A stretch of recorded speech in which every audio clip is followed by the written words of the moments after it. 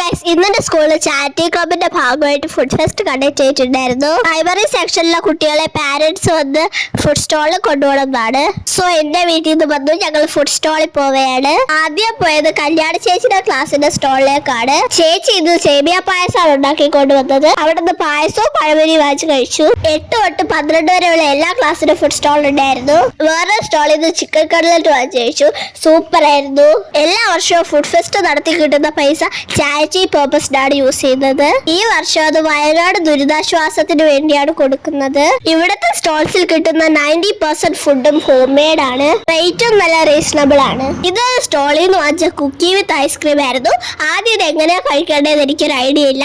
പിന്നെ അമ്മ ടെക്നിക്ക് വന്നപ്പോ ഞാൻ കഴിച്ചു നോക്കി. അടിപൊളിയായിരുന്നു. അവിടെ ഫുഡ് സ്റ്റോൾസ് മാത്രമല്ല വേറെ സ്റ്റോൾസ് ഉണ്ടായിരുന്നു.